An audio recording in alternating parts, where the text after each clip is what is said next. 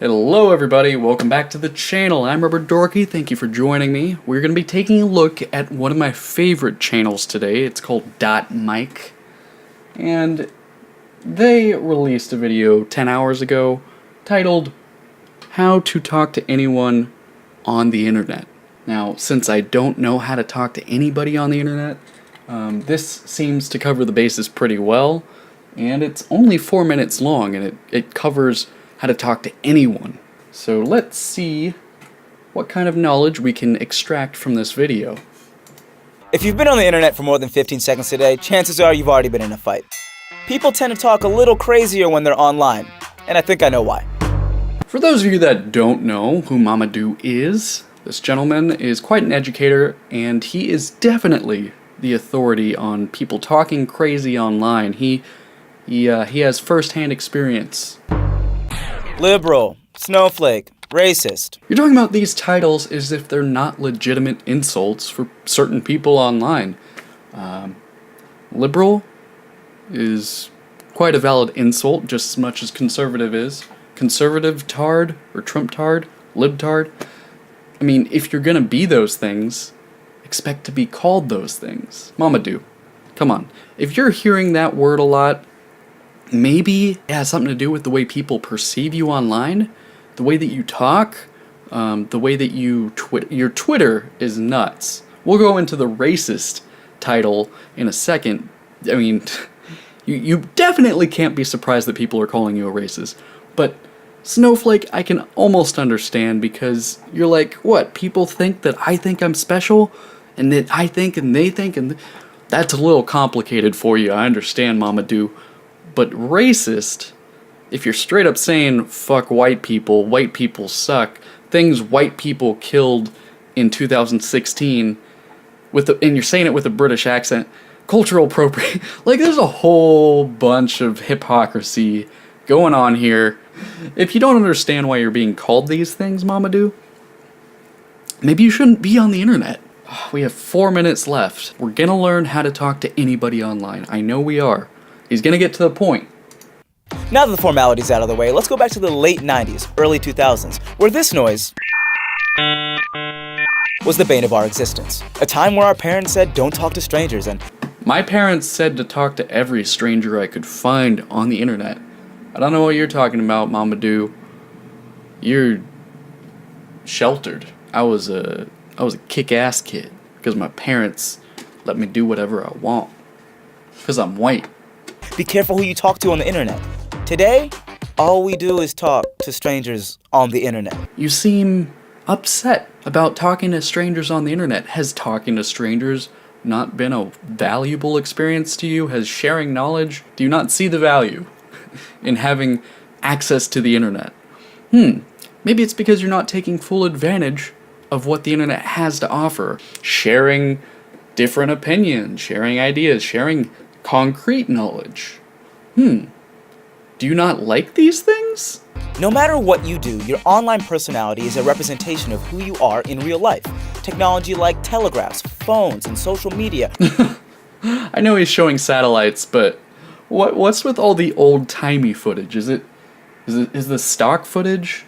No, they're sourcing it for us. If you're gonna use any footage that you can use, if you're gonna cite the source, why not use current? You're talking about current social media, right? Try to understand what he's talking about. We're meant to bring us closer together, yet we're being pulled further apart. Why is that? I'm assuming you have an answer for why that is. I have no idea why people are divided. Why would somebody looking down at their phone all the time have any effect on their ability to socialize with people face to face? Here's a theory. Human communication is commonly theorized by psychologists to be broken down as 55% body language, 38% tone, and 7% the words that we actually say. Wow, okay, he's using science. He's actually stating facts. Just really let it sink in, because when we're watching a video done by Mamoudou, the facts, they're spread pretty thin. So just really embrace this and savor the moment, because it's not gonna last. If we accept this to be true, because we don't see a Facebook poster's body language or hear their tone, we're only getting 7% of their intended message. Am I correct in thinking that when you make a video with body language and tone and we can hear what you're saying and you're saying fuck white people in multiple videos? If we go to your Twitter and see messages that are only 7% of the message, and if people are calling you out for being a racist on there as well, after seeing your videos, do you really have a right to respond to them and be like, "Oh, you don't know how I meant that. You don't know my opinions. We've seen your videos, Mamoudou. Your opinions are quite clear." The way we compensate for this? Using charged words, capitalizing for emphasis, hella emojis. Okay, I know it's hard to follow, but to translate what's being said here, Mamoudou interprets understanding people using capitalization, using specific words, using emojis.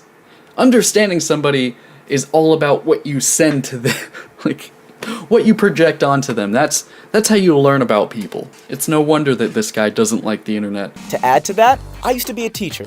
This fuck used to be a teacher. Go watch his other videos because you will be educated and you won't need to go to elementary school. So, to all of my fans, my millions of fans who dropped out of elementary school, we've found the answer for you. Don't worry about self-teaching yourself. That was weird. Don't worry about that. Mamoudou has got you covered. One of the tenets of the school was to assume the best of our students. To assume the worst out of them wouldn't give them a chance to grow and learn from their mistakes. At that age, we don't have full cognitive control of our decision-making processes. The part of our brain that is responsible for those, the prefrontal cortex, is— Oh my god, dude. Get to the point. How do we talk to other people online? I don't know how. Can you teach me? What kind of teacher is this? Like, he gives, what, 50 minutes of prefacing? And then 2 minutes of actual content? Then I started thinking, why don't we give adults a chance to learn and grow as well? We're all human and make mistakes, like Warren Beatty grabbing the wrong envelope. Oh, well maybe all those dumb conservatives have hope. Maybe. Or George Lucas and the entire concept of Jar Jar Binks. Star Wars reference. I'll be honest, when I get on the internet, I'm trying to be right, and sometimes I'm wrong. There you have it. It's right there. I'm trying to be right. Sometimes I'm wrong. Mamoudou, there's your problem. You're using the internet wrong. The internet isn't about what you put into it. Maybe you should leave facts and even speculation, you should leave that maybe to smart people that have experience in social sciences, education, economics, politics. Maybe I'm trying to be right. You're using the internet wrong, dude. That's what I'm trying to say. You're using the internet wrong. And that can be infuriating. But I just gotta take my L and just move on. This score should be changed to 0 to 900. Oh, you're so funny, RubberDorky. Oh, yeah, I know. If I just acted on that wild negative emotion and just went crazy on someone on the internet that I've never met and probably will never meet, it's just a waste of everyone's time. But it's not a waste of time if you'll meet them at some point. If it's one of your Facebook friends, you should definitely go off on them, especially if they're a dirty conservative. If I try and understand another person's point of view, maybe we can learn from each other. That being said, there are some racist, sexist, xenophobic, homophobic bigots on the internet. Yeah, there are a lot of people like that on the internet, especially the YouTube community, where you've decided to dump your trash. All of the skeptics on YouTube, the people who kind of have conservative values and are talking about all the bad journalism and all the refugee problems in Europe, they're all xenophobic, sexist, racist, fat-phobic. I don't know what else I got for you, dude. But I agree with you. Can we be friends now? You don't have to compromise your ideals or meet them halfway, but you should be able to respectfully communicate your choices and motivations instead of being a f***ing insult generator, Mamoudou. This is as much for me as it is for you. Michelle More honesty. I'm liking this guy more and more. said it best. When they go low, we go high. Michelle said it best. Yeah, well, that was the most eloquent way that you could ever put treating people online fairly. When they go low, we go high. How about not always thinking that where they're going is low and trying to empathize, put yourself in their shoes, see things from their perspective? No. The whole point of this video is when the person you're against is a dick and they're saying stupid stuff, because it's definitely stupid if it disagrees with your already set point of view that you're going to hold for 60 years. If they're being a bigot, you just got to be better than them. You got to be the bigger man. You got to be high. Let's get high. Don't just tweet about it, be about it. Or at least be about it while you're tweeting about it. You should have edited that out. If you're going to tweet about it, be about it. Man, you should put that on a shirt so that nobody can buy it. And yo, pick your battles. People are on the internet talking extra reckless, in a way that some might describe as juvenile. Watching this, it feels like he's talking about radical lefts, but I know that he's not. He's just talking about conservatives. You know how I know these things? Well, he's using words like sexist, racist, xenophobic, fatphobic. Those aren't words that a liberal attributes to another liberal. So we know, ipso facto, or we can at least say with fairly high certainty that he's talking about conservatives. Conservatives are the ones that are talking wildly online. They're loose, they're crazy. All the things they're saying. But not the liberals. People on the internet have real lives, real goals, real emotions. They may disagree with you, but at least you can have a conversation with them. Yeah, conversation. The funny thing about this is, if they have an audience, which, judging by the like to dislike ratio, I'm not gonna say that their audience is very big. Maybe there's a bunch of people watching .mic unironically.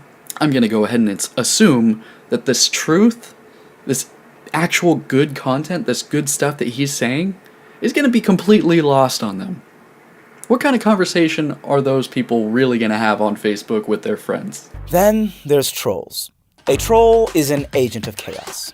Yeah, trolls. This was a good thing to bring up when you were talking about people we disagree with. We should definitely mix in trolls with those people. Our friends and family that we have opposing views to? Trolls. Strangers that we have opposing views to that have real lives on the internet? Let's talk about trolls in the same video, 15 seconds after saying that people have real lives and they have real opinions and they have reasons for those. Maybe he didn't say they have reasons. He didn't go that far. He doesn't want to be too logical. They're basically adult cyberbullies with weak-ass Twitter fingers. They make 10 look like 10,000 by creating all these fake accounts. Wasting precious time fighting the symptoms and not the actual problem squanders precious time while the world crashes and burns around us. Like the refugee crisis in Europe. Recently, First Lady Melania Trump has taken a hard stance on cyberbullying, and well, we'll see.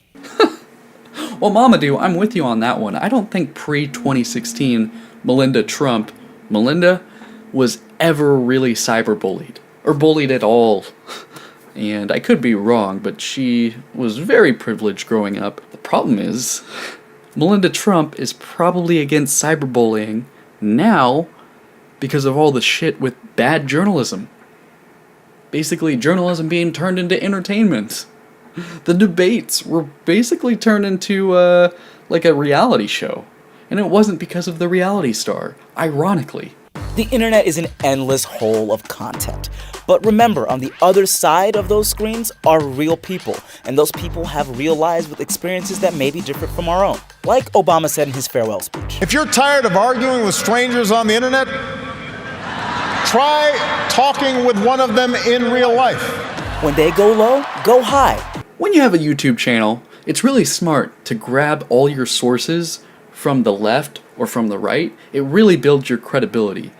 And as much as I like Obama, I wish you would get more sources from the left. Mamoudou, with this channel.mic, it would be very stupid for you to grab, some sources from conservatives that are saying these similar things and that are preaching love and, just saying that we should all care for each other and be good to each other. That would be really bad if you grab stuff from conservatives, especially because George Soros funds our YouTube channel. .mic is funded by Mr. Soros is the funder. The funder? That can't be a word. But if they go too low, go for the jugular. And his real feelings come out. Mamoudou, just jump off the internet. I was gonna say jump off a bridge, but don't do that. We all love you, and actually, in fact, I will go one step further than saying I love you. I want you to stay on YouTube. I might run out of videos to do if you get off YouTube. We've already lost Anita Sarkeesian, we've lost Franny, we've lost that one girl that's like Nazi and she hates all minorities. We've lost her. We've lost all these people to make fun of. Mamoudou, I really don't want you to be the next one to leave. Just keep doing what you're doing. It's great. And yeah, we love your content. Yeah, and I think I subscribed. I'm subscribed to .Mike. I'll even like your video. You got 44 likes versus 572 dislikes. You could use a like there. Hopefully Google doesn't see that as me wanting to see more of this crap. The ironic thing is that a lot of these people on YouTube, like myself, that are like anti-SJW and all that shit, we subscribe to people we disagree with. Do you see that coming from the left? The radical left? In fact, on Twitter, they actually have lists where you can mass block a list of conservatives so that they don't invade your safe space. I've never seen a Twitter list for conservatives. I doubt any of them would use it. There are people on both sides. I'm not, hashtag not everybody. There are people on both sides that are stupid. But liberals, you're really losing the culture war here. Maybe you want to stop being stupid. Anyways, thank you everybody for joining me on this video. I hope that you liked it. If you didn't, let me know in the comments, and dislike this video so I know not to do this again. Whatever this is. I think I'm doing it right. Anyways, thank you so much for watching, have a great night, and see you in the next video. As always, dork it up.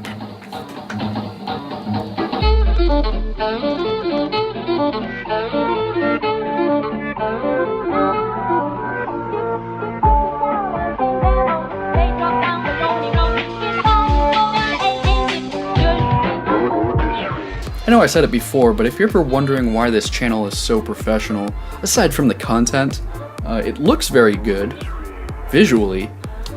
If you're ever wondering why there's such a contrast from the words being said to the visuals, it's because, once again, they are funded by George Soros. I said it right. Yay. Oh, I bet if we meet, I can pronounce his name right too, and we can have fun conversations about how he's destroying America and the West. You know, I know George Soros watches all my videos. Big billionaire guy who funds all these hateful groups. I know he watches my videos, so I will say to you directly, sir, I will not put you down for destroying America. We're doing that all ourselves anyways. You know, you're just helping. And, you know, maybe you just want to help.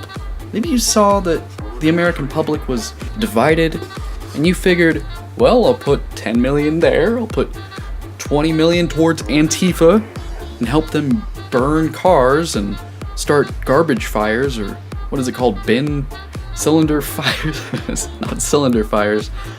I'll help Antifa break Starbucks windows and shoot people.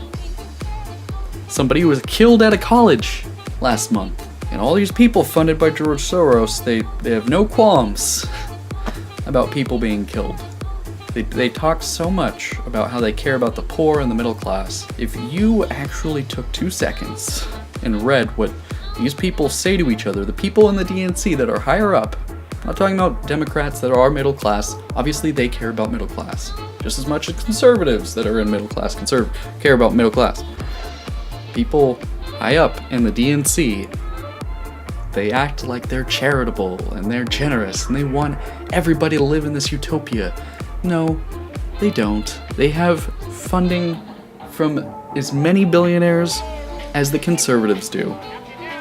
And anybody who's automatically thinking like, no, the Democrats, they're like indie. They're an indie political party. They don't get that much funding. No, big companies hate the Democrats. If you're one of those people, I automatically know that you were not paying attention to politics and actually reading. Does anybody fucking read? You know that they don't, because the time when everybody started paying attention to politics was when the ratings for the debates last year went up. You know, maybe the ratings going up for the news too had an impact on how political people were. No. It couldn't have been that. I think the reason that people got more political and all those people that were rioting and blowing shit up, no, it was because they were reading. They were reading more about the evil conservatives and how Democrats care about the poor and how they totally aren't funded by big corporations. No, that's probably what it was. More people reading. Usually reading, you know, leads to violence, especially when everybody does have, you know, the women's rights. This isn't the 60s. What's going on?